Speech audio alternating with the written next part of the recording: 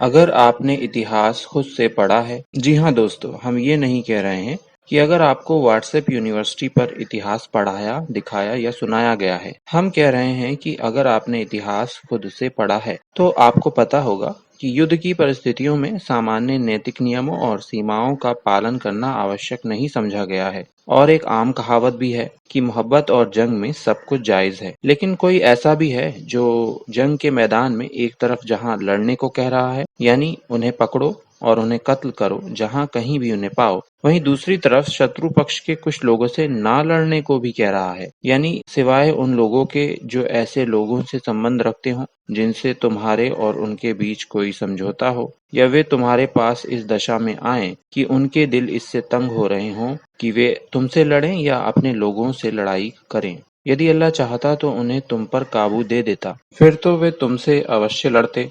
तो यदि वे तुमसे अलग रहें और तुमसे न लड़ें और संधि के लिए तुम्हारी ओर हाथ बढ़ाएं, तो उनके विरुद्ध अल्लाह ने तुम्हारे लिए कोई रास्ता नहीं रखा है। दोस्तों, इसी तरह की संतुलित शिक्षाएं पाई जाती हैं कुरान में। क्या आपने कुरान खुद से पढ़ा है, या आपको कुरान किसी और ने ही पढ़ाया है, और इसीलिए बुद्धिमान होने के बावजूद आप अनपढ़ों की तरह कुरान के बारे में ऊट पटांग सोचते, बोलते या लिखते हैं? इस्लाम के बारे में उपहार स्वरूप पुस्तक प्राप्त करने के लिए हमें लिखें।